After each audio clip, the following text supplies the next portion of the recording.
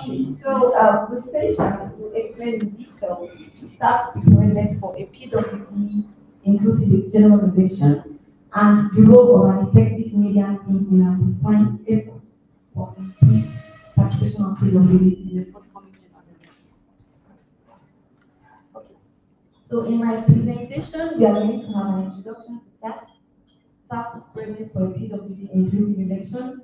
So how we started advocacy and sensitization, recruitment, training and deployment of observers, development and deployment of an election app and dashboard, establishment of task election of, and of course the role of the media and the conclusion. So now, introduction to TAP, the Albino Foundation, soon to be known as TAP Africa. Okay, so TAP, the Albino Foundation, is a special purpose organization that advocates for the recognition, the respect of the rights and inclusion of persons with disabilities through the empowerment of PWDs and general education on disability issues in Nigeria. So our vision is to be envision an inclusive society where the rights, the dignity and abilities of persons with disabilities are recognized and respected. Thank you. Okay, so all right. Don't rush, don't rush. Even though we said we should rush this morning, but All right. Okay, I'll be calming down. All right. So on our mission, it's to provide crucial, progressive ideas and opinion on disability matters, to advocate for the inclusion and empowerment of persons with disabilities, and of course, educate the society on issues of disabilities in Nigeria and the world at large. And our core values center on inclusion, transparency, integrity, professionalism, and excellence. Of course, our areas of focus are on health, education, advocacy, which you've already seen, and inclusion. Okay, so now straight to tax preparedness. When it comes to tax preparedness, I would say it's a process. Okay, so we began with advocacy and then into sensitization, eventually capacity building and intellectual empowerment, all leading towards the election. So advocacy, what did we do? We paid policy visits to relevant stakeholders, example INEC, NCPWD, JONAPI, and other relevant organizations, discussing in depth and in details, intensive and extensive discussions on why persons with disabilities should participate actively in this forthcoming elections. And also seeking their partnership, collaboration in executing some of the projects we have in view of enhancing the active and increased participation of persons with disabilities in the political processes. So from then on, we moved on to sensitization. I am very, very sure that everyone here heard about our Able to Vote campaign. It was a nationwide campaign, sensitization on voter education for persons with disabilities and also the non-displaced persons. The nationwide based done at 0 levels. So that was targeted at the persons with disabilities and internally displaced persons as voters. And from there, we moved on to capacity building and intellectual empowerment, which was now on candidacy. So I am also sure that you heard about our electricity contract, what was, we all have different last year. So now on sensitization, we have about 85,362 persons with disabilities who are registered. And this month is representation according to states of persons with disabilities who are registered. So you can see, like on here, sorry, it's not very clear. But Sokoto has the highest, no, it's Kaduna has the highest at 5,400. So it's actually Delta. Delta State has the highest at 6,457, followed by Kaduna before Sokoto, something like that. So the feedback is following more. Okay. So using our able to vote voter education campaign, which I said initially was a zonal activity, we are able to sensitize at least 5,000 persons with disabilities and internally displaced persons across the nation on their right to vote and also to participate actively in the elections. And then the capacity building one was targeted at candidates with disabilities.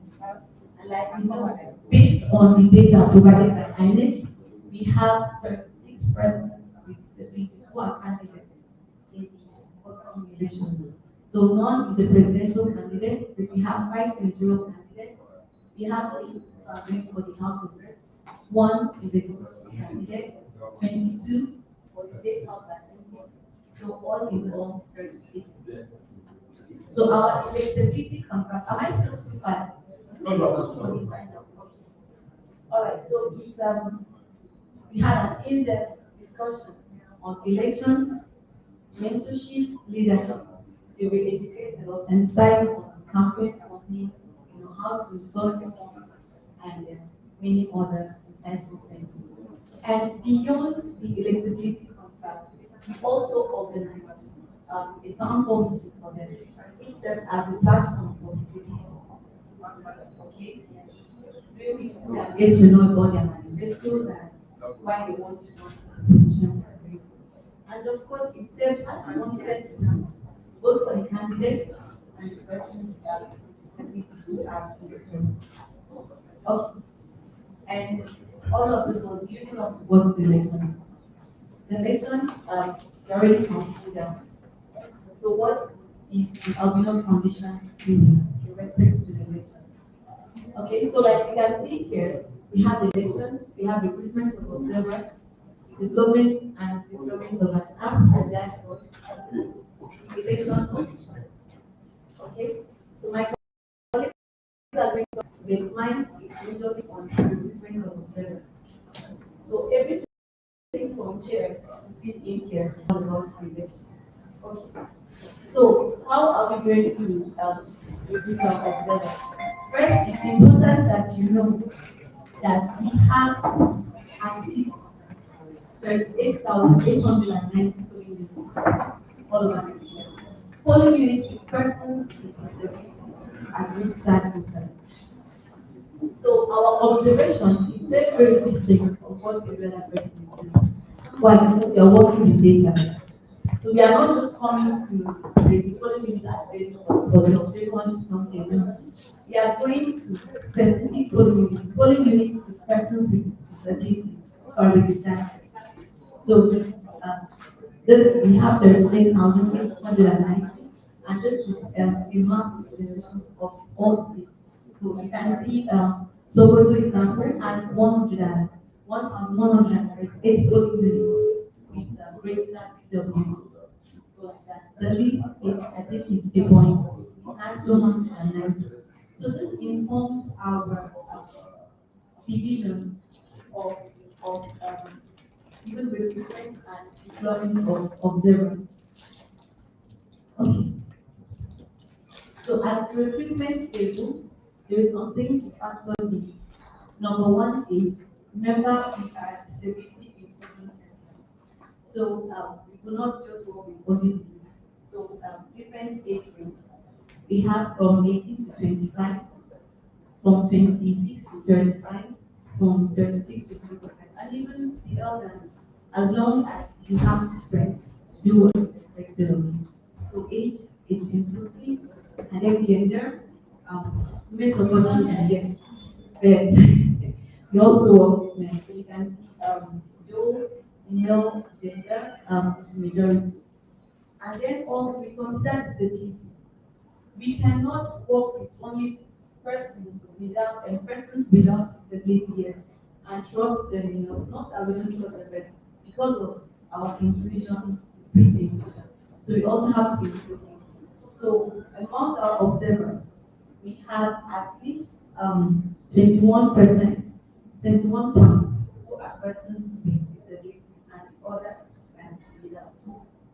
And I'm going to explain further why we have such a high difference between the two.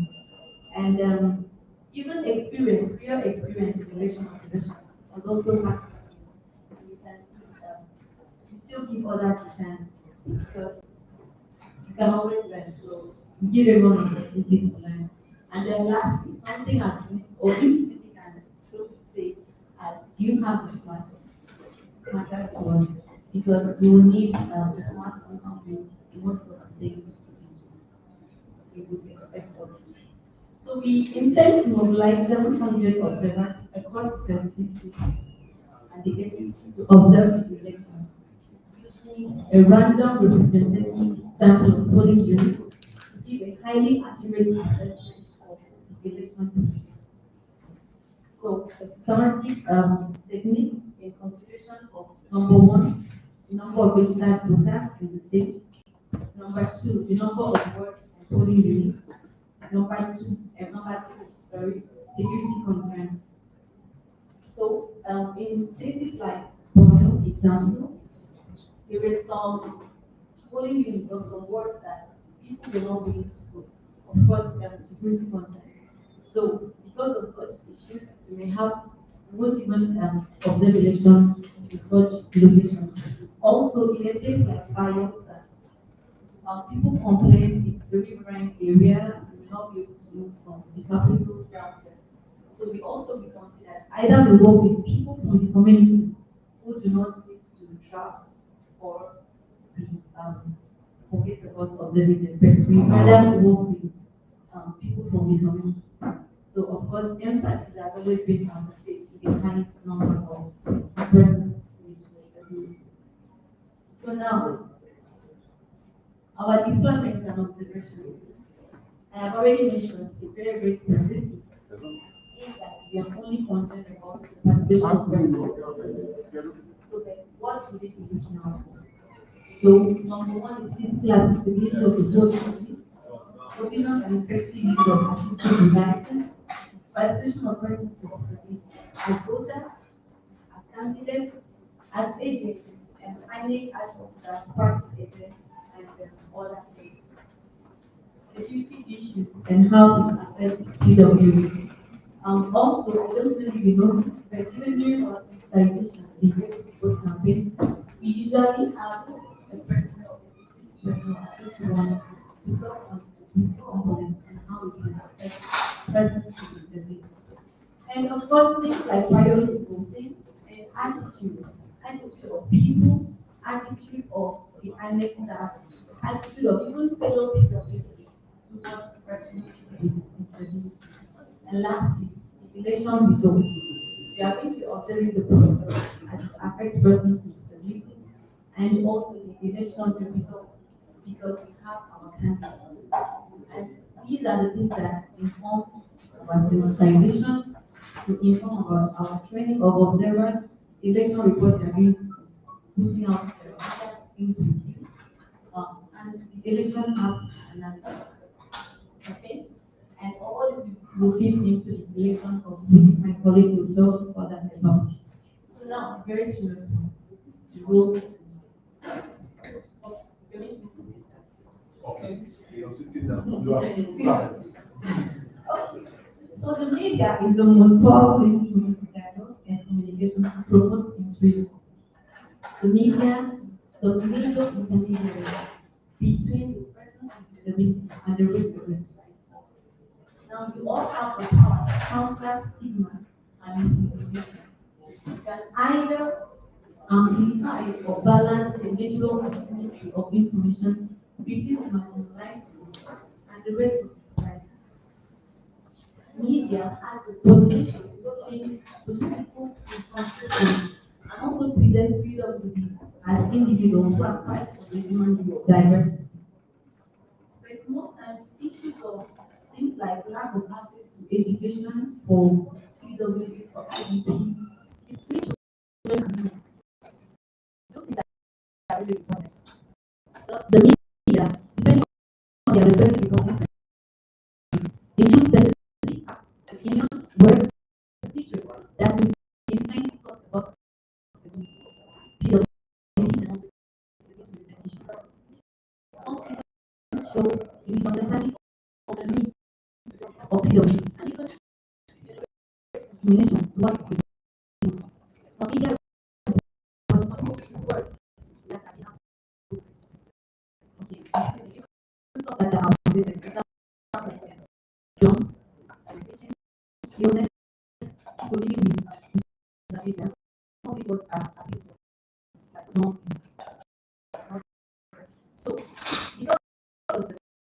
these are the things that we expect from media, and they are very grateful to our organizations and for this opportunity. So please, when you are reporting, what you do should be impartial, should be fact-based.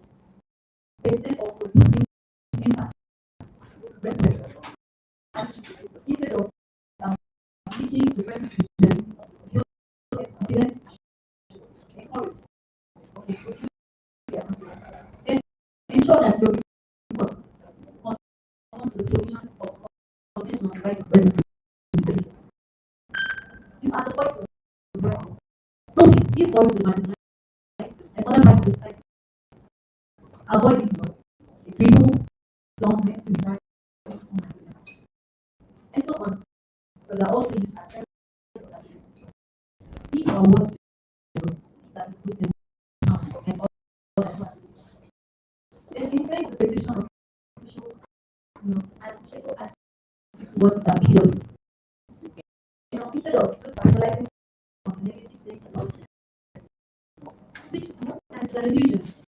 People think persons with disabilities need help, they are helpless, and they rely on charity. Okay?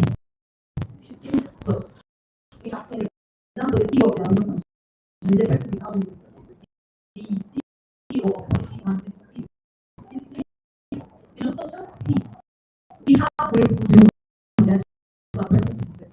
Thank you. And lastly, it should not be featured negatively. Okay, so that's what I was trying to say. Or stereotype, or unduly represented, or treated as just so raise awareness and combat stereotypes related to and portray persons with disabilities in a manner that represents and also disability even at you see that the artistic devices provided by very depending on the so for now they have said they cannot stop the not to say of all very types of disabilities. For now, in this community, I'm going to focus on those with hearing impairment, those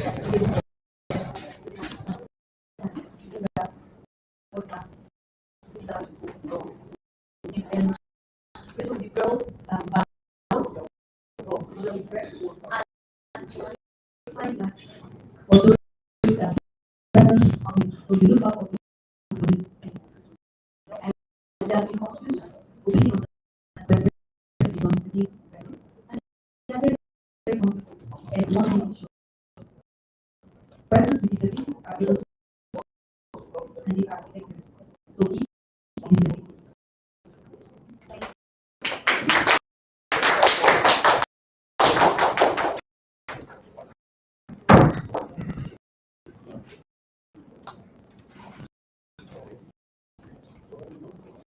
Thank you very much. So thank you very much. I think the essence of this at the end of this we don't have it. We ask for that. Because we have a lot that she said for the elections, we have a lot. And we need people out there. We need people to know what we are doing. Because what we get does not get to the end. It's not government. So we're going to have a WhatsApp where check information and during the election day, we are looking at having a midday press conference, and 2 days in the election, we will have a preliminary report, right? Press conferences. So we just have to give you a breakdown of what we are doing, so that you help us with the visibility. Okay, so I'll pass it around, and please write your name on your WhatsApp, our election. Thank you. So let's have our monitoring and evaluation officer, if you can start off. So introduce us to our election dashboard. What we are doing around them.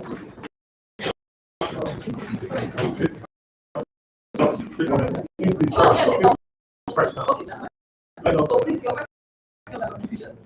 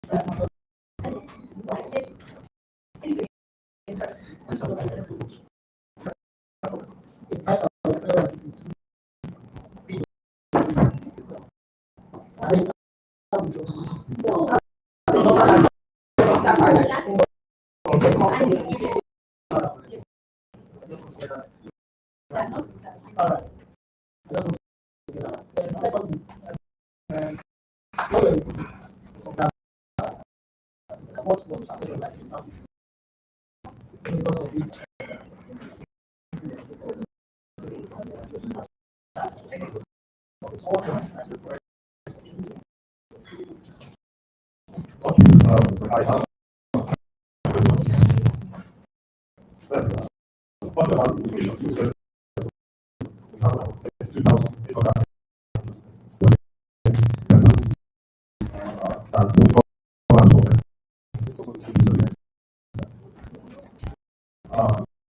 we can have the list. One, two, we can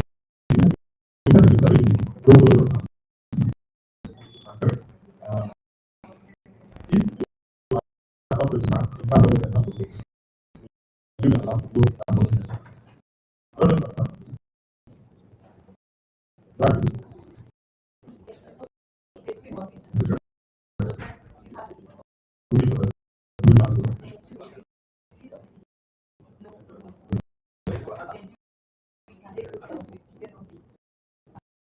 no, if you are not registered, just go to both ways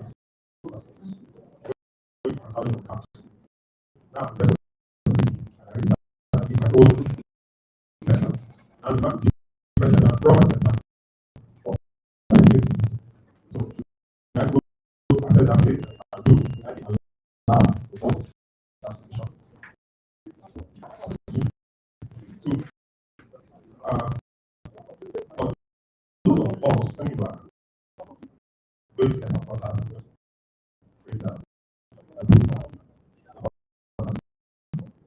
or we have if that is our contact, can we get it? So don't get two, what you are doing to make us access such rates. The location, this 32,800 like in Abuja and in Abuja. I want to access such rates. Yes, how do I access? What is that doing right to help me to assist me to make sure I get to some of these locations? Not only just talking that person to digital content, but the person getting images to prove that person's a bit.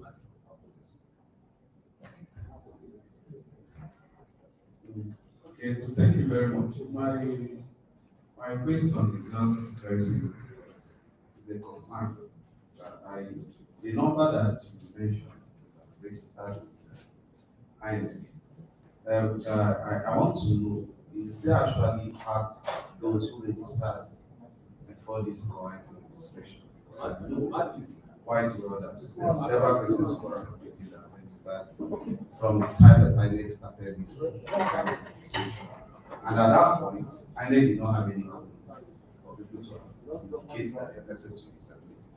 So I believe that there are a whole lot of persons who actually at that time. This number also covers this. Because if you cover those people, some of them will be having challenges in their own polling units. So they have, and maybe this is what you have, we have not been able to cover them. What happens to them? So, or is there anything you have for that to also capture something? Because there are a whole lot of them. When I registered, there was no clue for disability. So I'm not part of this.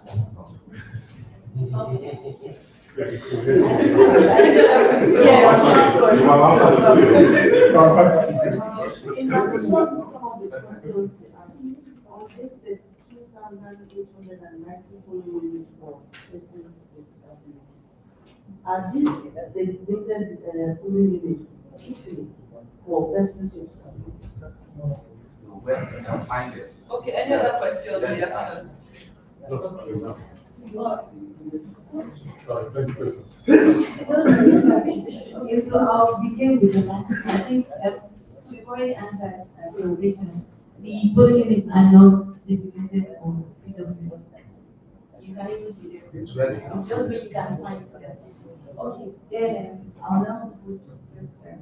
Recent TVR is just where the data came from. Okay. Yes. So, but now, TAB is going to do a data mining activity. So, see if we can get what the people registered long before the recent submitted. Then also, we are going to start, so we have. That number is full, John. Okay. It's so higher than this number. yes. That's why we need you, okay, to download our app once it's launched. So you can go there and tell us you are a person with disability, but you had not registered, so your data is not captured, and we know, and then we can click back to find out. Okay. Then I'll continue. So first, the possibility of having the use of politics, yes, it's going to go on our website. You can always go there and download. Then PW is no this polling unit, of course. So when they register, they mention if where they are supposed to register, they are normal polling units. So there's nothing special. We just did the work of identifying and letting everyone know that this is being this. And then can you register elsewhere? You go to the register. So the same thing applies. Then what we start doing is to make people access such information.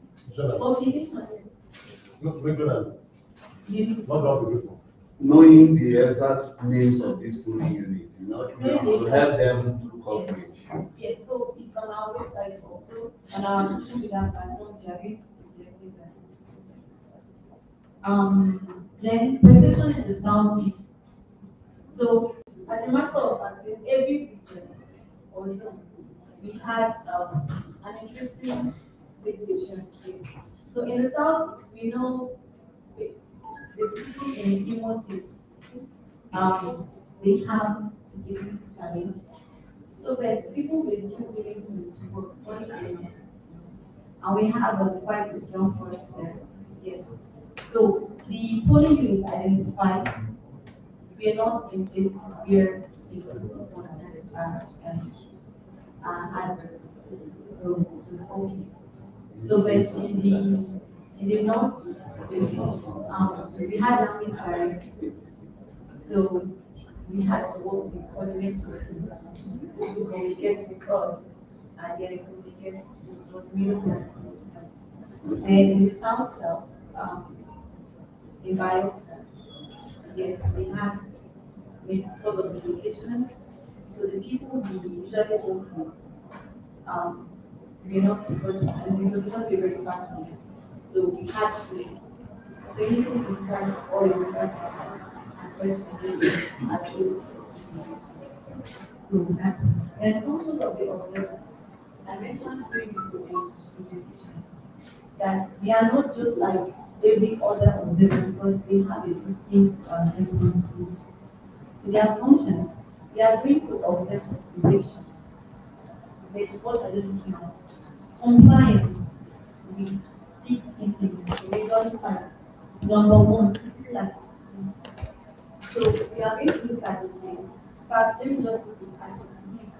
Physically, can someone with a wheelchair complain? It's not a function of ID. So So but now we've done extension over time. So how is the general public even seeing? Are they the things we've been teaching? Are they even learning? So if you see someone on the wheelchair struggling, are you willing to learn for it? So that shows that we've done our work. But if I see someone on a wheelchair and I just walk past, it's not my business. They will still have a lot of work. So that will now inform our recommendation on things we have to do. Whatever. That's also going to monitor the provisions and effectiveness of the assistive devices. INEC has said there are 32,000 plus polling units. And at each polling unit, we know the specific disability type there. So for those with albinism, I'm going to provide magnifying glasses. So we are monitoring at specific those ones. So we have polling units that we know we can find persons with albinism. We send our observer there. Please, did you see any magnifying glass? Okay, the people it was meant for, were they able to use it? Or are they holding it? Exactly. So we now know the things we need to do for them. I can also mention the evaluation of PWDs. The numbers, example, there are some places that you have 170. So we are going to check. Is there an error in that data? Or did you actually see 170? So it will now help us to further inform and this data is wrong. So what would have caused it? Is it that people refuse to come out or people made mistakes when they were doing CPR and all those things? And of course, to also monitor security issues. You would agree with me, it's a different thing when, let's say, a fight breaks out here and I'm running and a person with disability is running. So we are going to see, should there be an incident of violence or anything?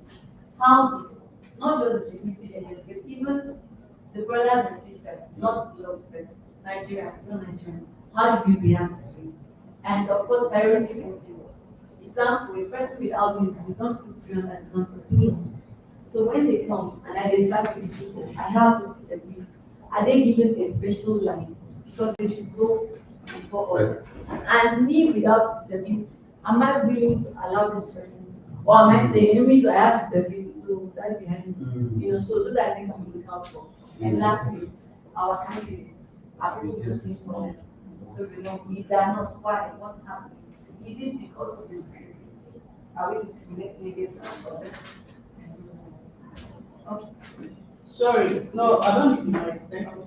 Sorry, speaking on assistive devices, um, the issue of persons with disability, especially the deaf community. You talked about using posters, and even if they deploy sign language interpreters, which I don't think they can't have. It cannot they happen. cannot. It cannot happen. So, look, No, I think I was clear. Yes, I think the only assistive material for them is just that. It's posters. so what of someone that cannot read? So most of these people in rural areas, they use their native sign, they use their native language to sign. Yes. Yeah, so that's the reason why sign language cannot be deployed because it's just like okay, let me use French. That I know very well. There are variations. Some from the south, some from the north. The accents are different. Yes. So the same thing is applicable to sign language. Yes. So you cannot even say I'm bringing someone from that to go to. I don't understand. So how do they So learn they that? are allowed to come with an assistant.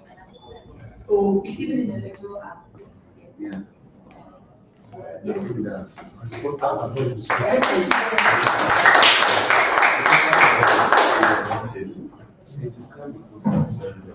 you very much. Thank you.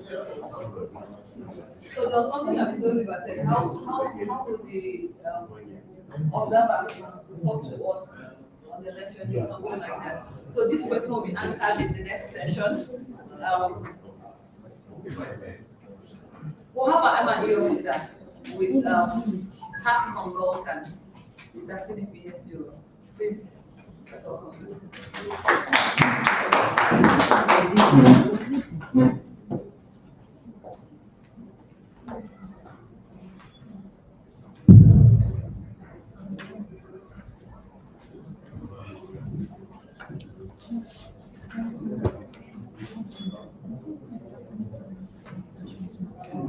It's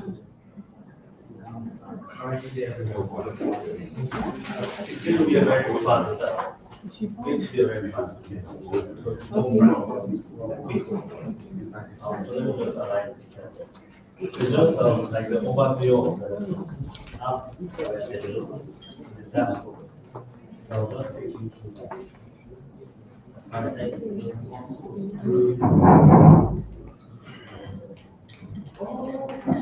Alright, at the inception of the project, when we started, one of the things we wanted to do, sorry, can I have your attention? One of the things we wanted to do was to establish a fingerprint hub. And in doing that, the hub is like a situation that is focused on building their participation in the natural processes.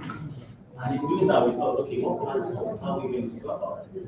So the technical team, we looked at it and said, okay, let's take advantage of technology. Okay, let's go to the next slide. So we're like, fine, we're going to take a three-pronged technology, intervention approach. The first one, we wanted to create a PWD dashboard, which is already spoken about. And it shows data on registered PWDs disaggregated by their disability and growing unit.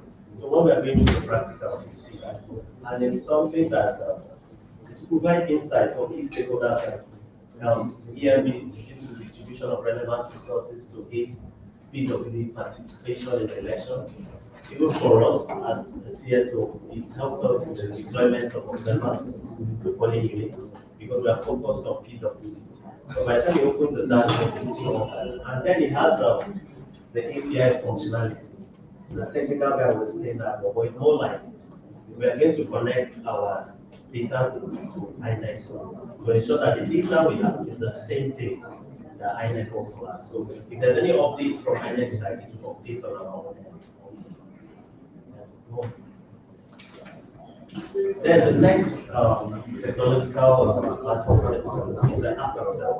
Now this is the app. The app will actually be used by the observers of the organization.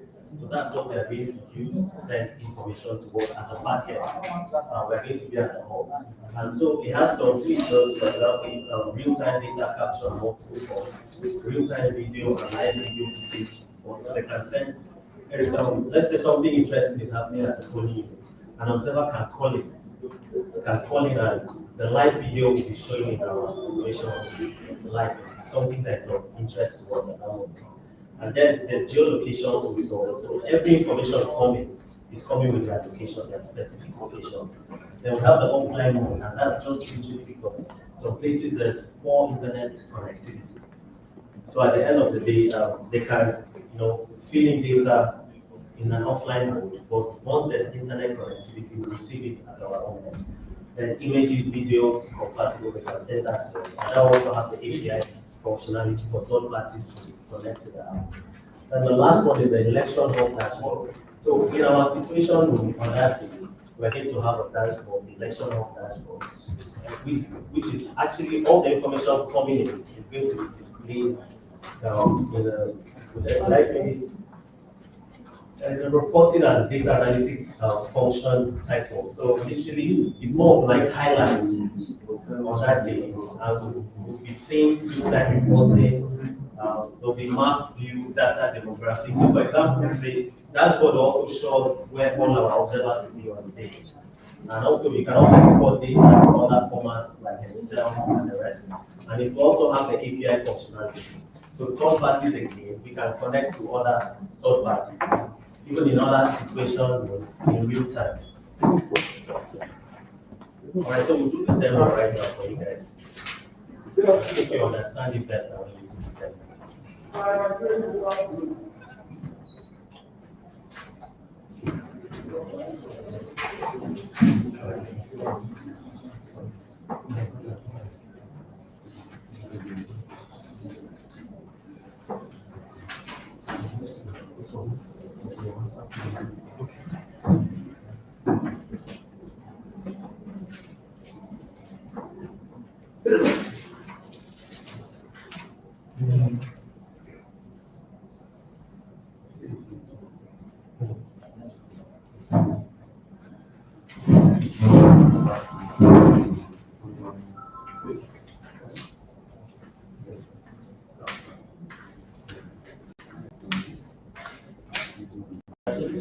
basically this our bit of it that that's thing that we develop.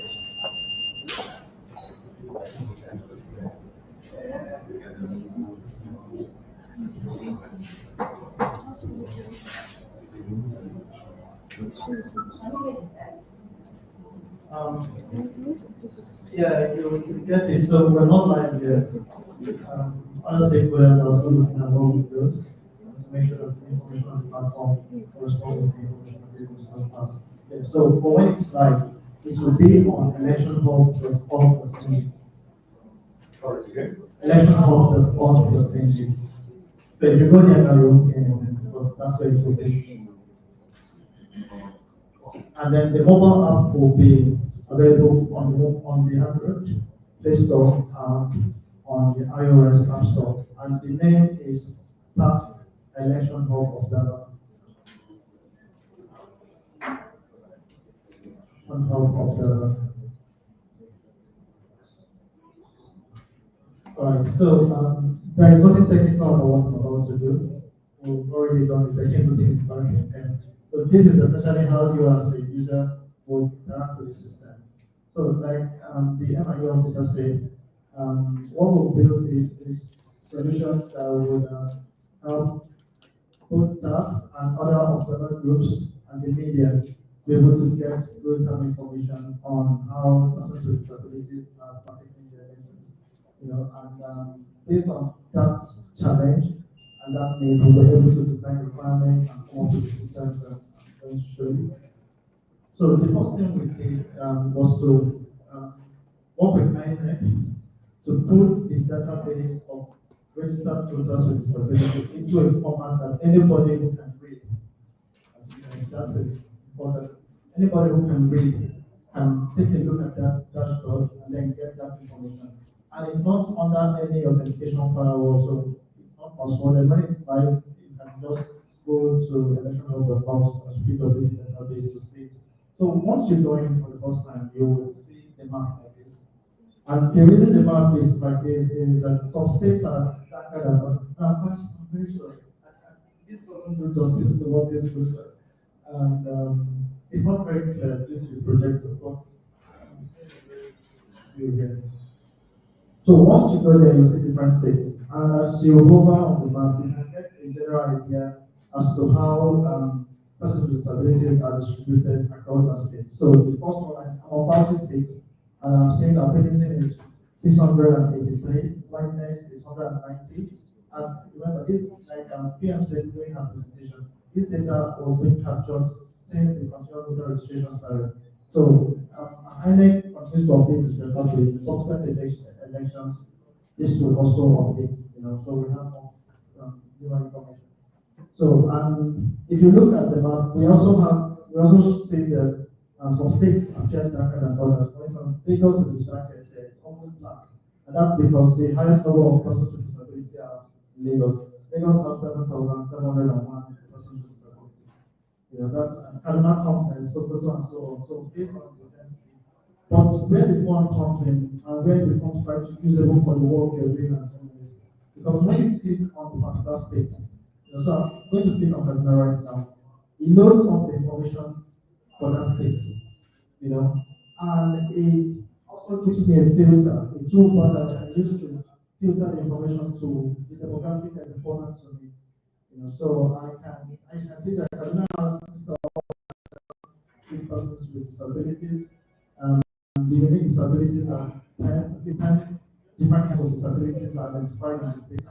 And then there is 1,660 polling units in the state that have persons with disability. And where INEC and other society groups will find quite useful is when you look at the distribution of these persons with disability.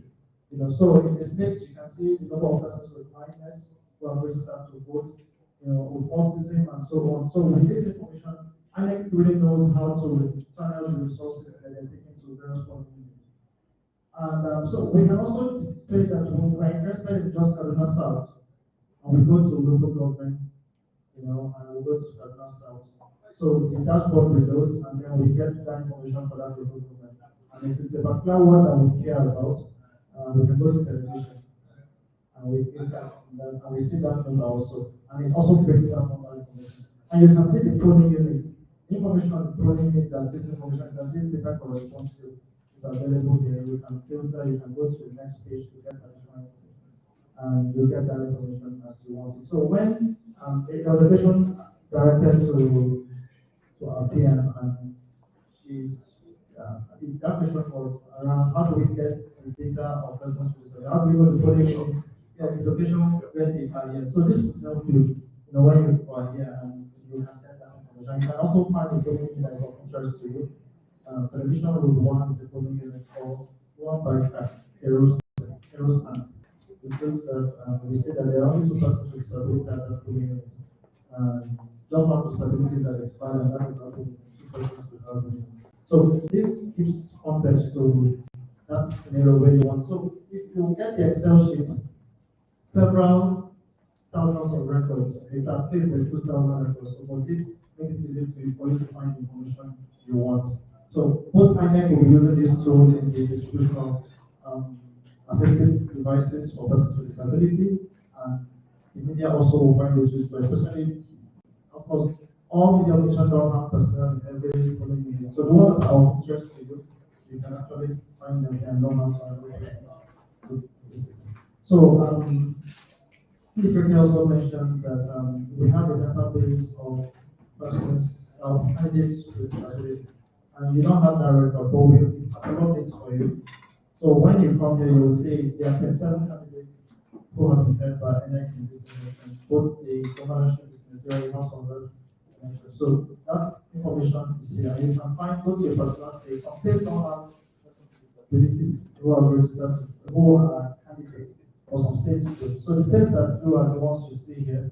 And if we go to Sokoto, for instance, there is only one person. That's somebody running for governorship position under the APP. His name is Imam Ibrahim Muhammad. So you get that information. So if you need to do reporting on it, it becomes a lot easier for you to do that. And you can also sort by the particular election that is of interest to you. So if it's the senatorial election you're interested in, choose senatorial election, and you get that information. So unlike the PWD database for voters, the two filters here don't relate to each other, they're separate. The data set is quite small. They're just external. So they're separate. When you choose information for an election, it doesn't affect the state. So it don't use everything as a whole. Yeah, when you choose for the state, it don't use everything for the state. Yes, so that is that on the dashboard that's available to the public. But there we another system we built that would be relevant to the media is the mobile application. So the tool essentially functions as a data collection platform for us. And you're already familiar with how data collection, especially in digital format. You use an app to collect information, you send it, and the server receives that information. That's a simple explanation of what we've done. But in this case, we have added that, okay, you should download the app. I have it on this phone. Let me quickly open up this.